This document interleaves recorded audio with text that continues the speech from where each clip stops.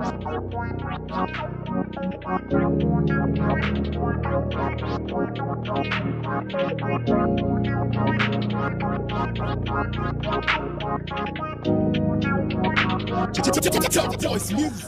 up, you guys? It's your girl Faith, aka Boss Lady Faith, aka Miss Positivity, you know what I'm saying? And today I am filming in my backyard, my peace, my land, my home, my backyard, and like, I'm happy to be home. I'm not here like that. And sorry for the trash can, you guys. It's trash can day. But I just want to show you guys some of the things that I like in my backyard. I love the flowers that grow. And I love these orange ones. I was surprised by these. Where's the other ones at? I don't know if you guys can see those. But it's like, I love these. You're so pretty. For those that don't know, me and my family, we just moved into this house. I'll say in the fall of last year. So it's like we really didn't get a chance to get the real summer effect. And we're really getting it now. So like that is a definite plus for me. I love those. So this is basically just a walk and talk video because it's like I want to give you guys that best great lighting. But then again, it's hot outside, so I don't want to be sweating either. And I wanted to clarify this in my video. If you don't like what I post or what you're seeing on my YouTube channel, guess what? You can swipe right on off because I don't care about how anybody feels about my life, if that makes sense. I've been through too much to hold it in. So if you think that I'm gonna hold it in because of somebody else's feelings, I've been down that road. That day has gone. So yeah, no names will be disclosed in this video. Only 2 names were disclosed, but I think I'm gonna only release one of those names. So yeah, but let's get it, let's go. So this video is going to be part 2 of where I've been at, why have I been MIA, and what's going on, what happened with my father. So I left off in my last video, you know, telling you guys, you know, that my father had passed and what had happened between that time. And I left off on how I was feeling like I was back to when my mom passed. Now, I can definitely say that both of them, the difference between them two passing, it was different emotions, different feelings, but, you know, by me losing my father, it was like I was able to identify that I know what stages I was going to go through. I know the process that I was going to go through, so I knew how to kind of shape my life around that. But I will say the passing of my dad's death was definitely way much harder.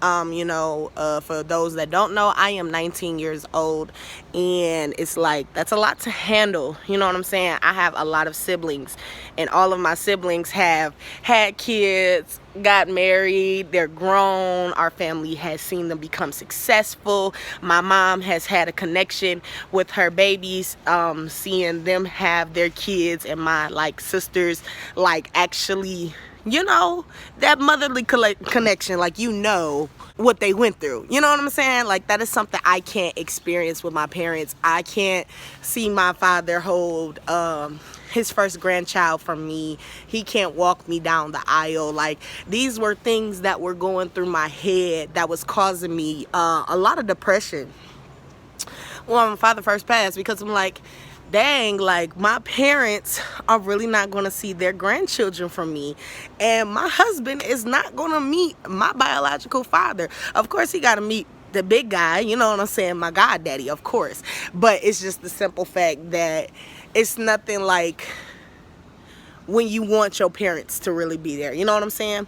So it was like after my father had passed, it was like I already had that on my end. Then on top of that, family members started switching up. People started showing their true colors, really just showing that they really don't mess with me, and they really don't vibe with me. Now, when I was first, you know, figuring out how I wanted to tell this story, I was trying to figure out if I wanted to change the name of the people that are in this, you know, because I do have family members that do watch my YouTube channel, and I don't want to tear down whatever they have built for themselves, so we're just going to give them I don't know.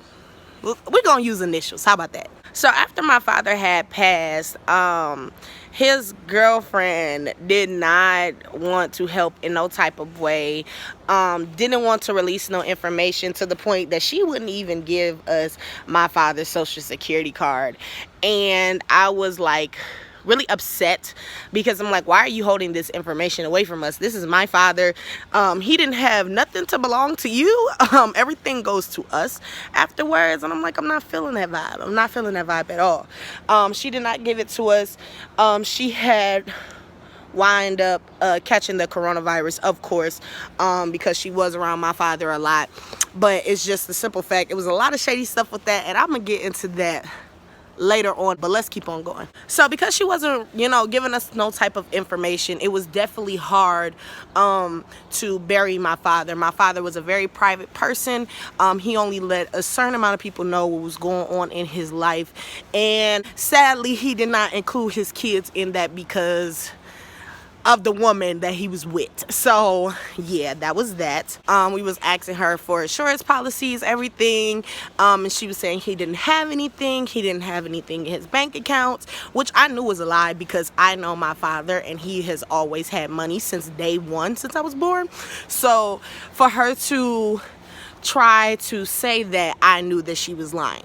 Fast forward, we finally got, my dad's social security number from my birth certificate, and we was able to go ahead and bury my father, even though all of my siblings had to come together and put their money together to make sure that our father had a proper burial. It was done. We got it done.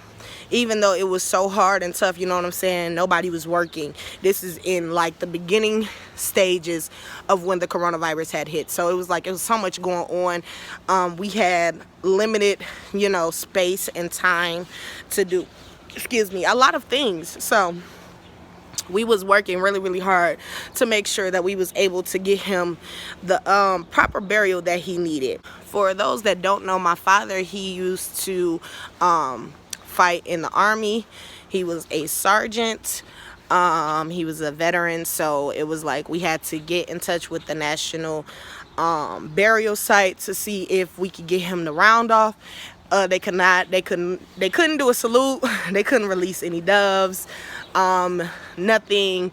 It was really, really bad, to the point that we were only able to have 10 people at his viewing. And, that by itself could take up me and my siblings, because it's over 13 of us. But with my father's intermediate kids, only 6 were in attendance. And the other 4 that had came were basically, my godfather, my godmother, and any other people that were close to us. This time of life was so critical because we couldn't even bury him on the same day. We had to wait a few days afterwards to bury him. And I understand why it's better to do all of it in one day instead of trying to space him out, because it's a different type of emotion and feeling you get when you see the body, you see your family member, you see them in the casket, and then you have to wait to actually bury them. Now you don't really get the sleep that you need. It's a lot. I don't even know how to explain that, but when I get a chance to really think through that, I will definitely let you guys know. But it was definitely hard when it was time to go bury my father at the national burial site. We had to drive like pretty much 2 hours to his burial site. And this is when I started to notice that not everybody was messing with me after my father had passed. I had some family members, some church members that were connected into my family, and they didn't really care about me. And what I mean about that is that they cared about my title, but not about me personally and who I am as a human being. We went to church together, and it was really, really rough because I stopped doing my services, because for you guys that do know, I am a licensed youth minister in the state of Michigan. So it was like, by my father passing, me being 19 years old, me grieving, I didn't want to be in front of the people messed up. I was really jacked up, you guys. I can't even explain the zone that I was in. So I missed a couple of Sundays thinking that they was understanding, and they were not, none whatsoever, to the point that somebody came to my father's session to go to the burial site and was even making jokes like, oh, I didn't see you there, you know, we've been missing you at church, you know, you've been missing your Sundays. Like, woo, how more disrespectful can you be? Like, you are at my father's session to go bury him, and you're over here trying to throw me not being in church in my face. Right there at that point, I was done. I was upset. I was like, okay, let me go ahead and get into my sister's car. I'm like, let me go ahead and get over here before I do something I know I'm going to regret. So being in that position, you know what I'm saying, we're on a 2-hour drive stretch, and now I gotta think about this the whole entire time there. Then on top of that, I know I'm gonna cry because I gotta say goodbye to my father. I have to let him go. So it's like I have so much on top of me, and for them to come, first thing, I didn't even want them there, okay, because I knew that they were going to bring not really the right proper energy. Yeah, no, but they still came anyways, and it was just a lot on my plate. So trying to, you know, really work on my mental health and get myself together on the way there, it was a challenge. Okay, we're over here now. I had to stop recording my first video and had to redo another one because my storage got full out of nowhere. But it's okay, you know what I'm saying? We got it back together, period. But I got myself together enough to be able to, you know, handle the situation. You know what I'm saying? When we had got to the actual ground to bury my father. Now, on the way, you know what I'm saying, it was like I've already had problems, you know, with my church, and it's like it wasn't too bad, you know what I'm saying. It was just like they were more on the picking side, and I wasn't really living for myself. I was living for the approval of others, and that has definitely changed now. I'm totally 100% definitely a different person now. But it was just the simple fact that, you know, trying to go to church was starting to become depressing to me. It was starting to be a burden instead of me jumping up for joy, excited and ready to go to church. So it was like I was already having problems. We're driving, my sister was talking to me, and she was like, when you think of Sundays, what do you do? How do you feel on the inside? When you think about going to your church, how do you feel? And I told her, I feel like it's a burden. I feel sad. I feel depressed. I feel like I'm not accepted. I feel as if anything that I wear, I will not be accepted for. It's always something.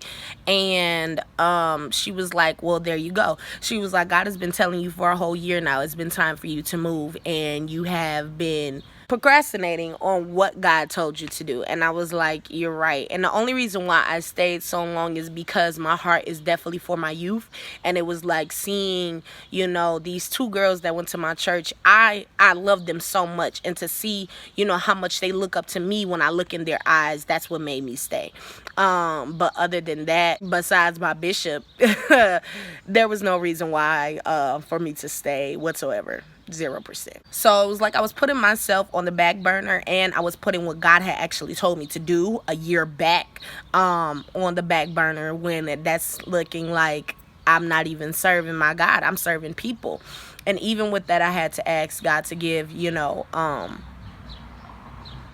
forgiveness, you know, for myself and my heart, and to forgive me, you know, to him. So it's like once I got over that hurdle, you know what I'm saying, I realized in that car that it's definitely time for me to move. It's definitely time for me to go, because if they can disrespect me like this, how much more will they disrespect me? You know what I'm saying? And how much have they disrespect me? And I did not catch it. So we got there. Mind you, I'm all over the place. I'm tore up. I got this situation with them. I got my mental health and my emotions and my thoughts. Then on top of that, not even to mention, we drove in right behind my father's hearse, so we were able to see his flag all the way until we got there. So it was like just so many mixed emotions. They wrapped the flag up, they gave it to my sister handed it to me, and I just cried. I didn't even know what to do at that point. and to see them drive my father off, and then I had to wait, and then for them to be like, okay, now you could go over there to the burial site of where they're actually going to place him, and to see them put him down in the ground. I lost it.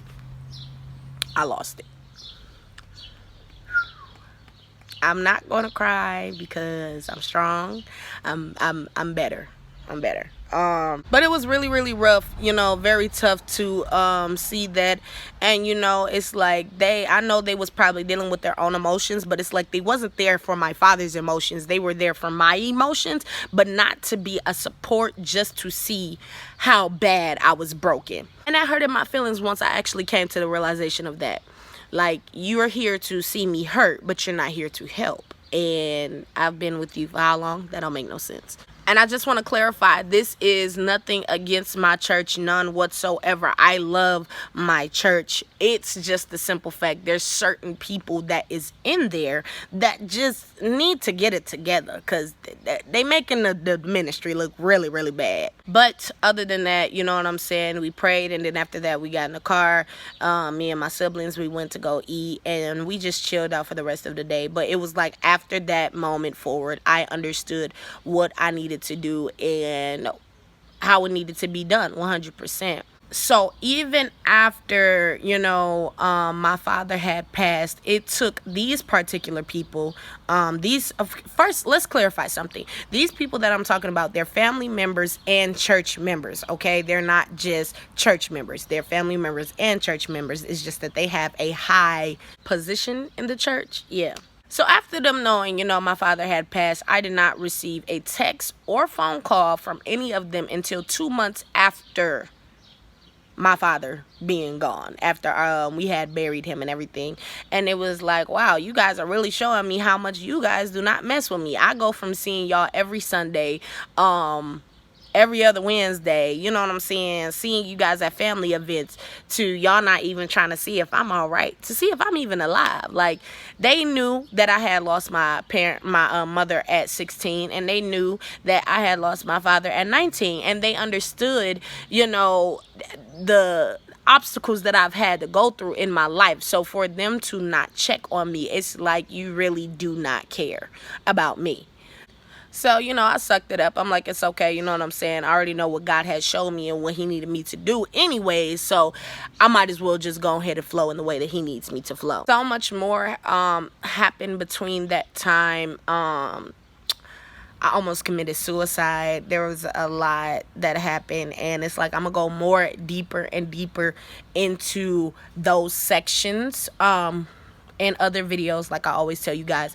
But I'm just going to fast forward a little bit to help this end of the situation make sense. So I started following my sister, my god sister Cedriana's I said her name. I hope she's okay with that. I started to follow my sister Cedriana's church, and it was like her pastor was definitely familiar to me, but I couldn't really, point how I knew her. I known that I knew her in some type of shape and form. I just didn't know how.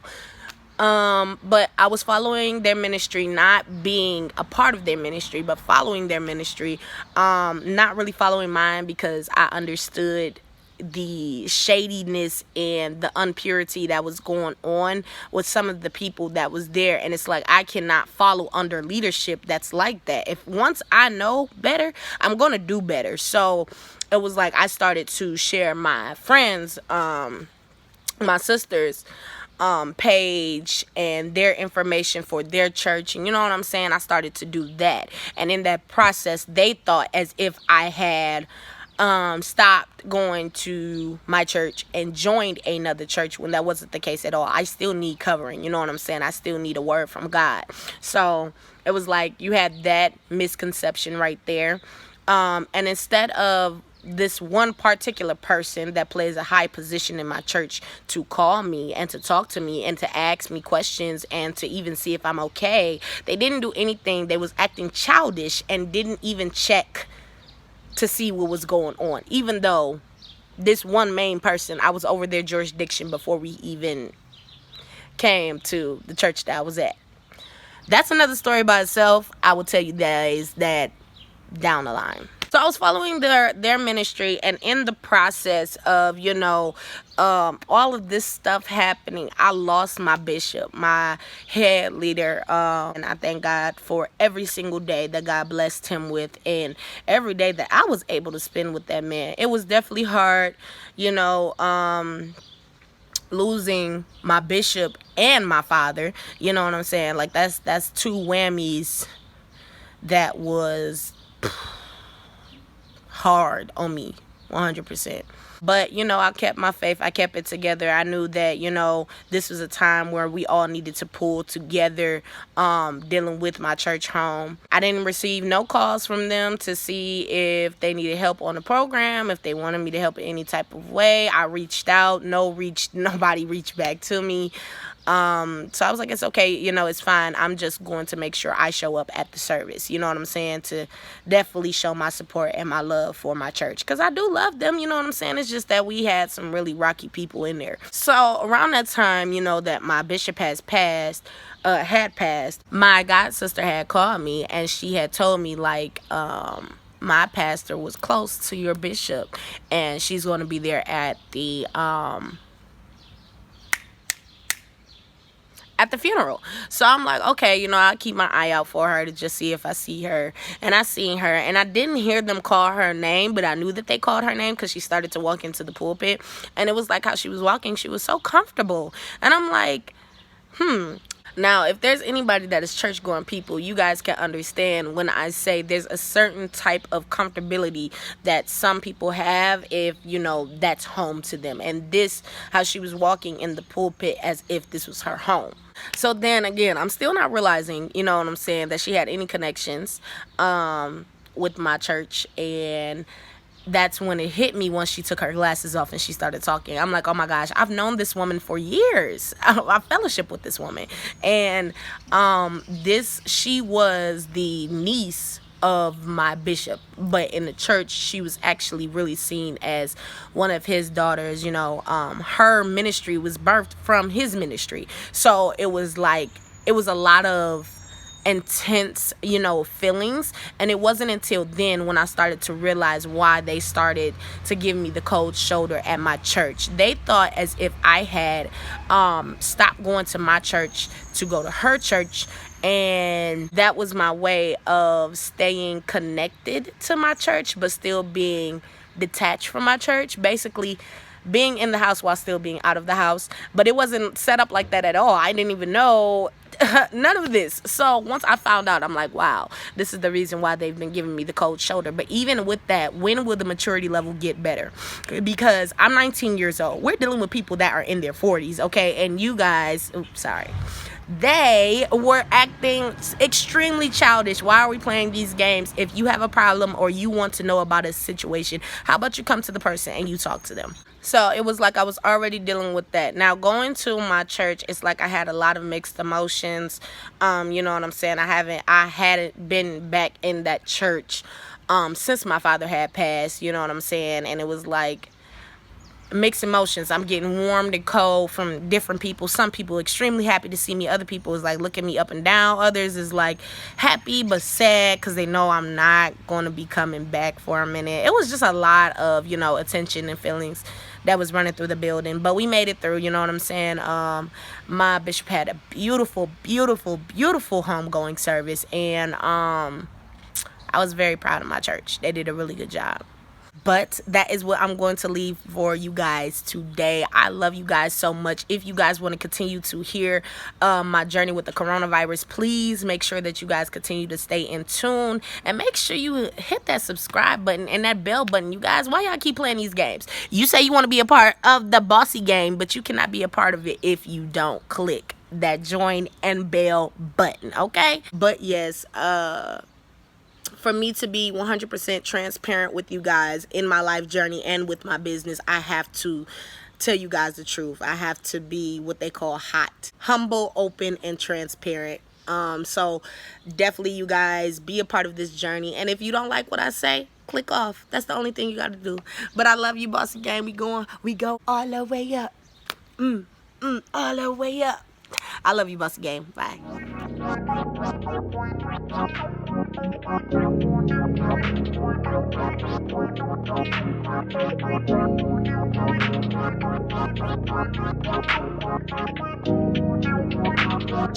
Top Voice Music.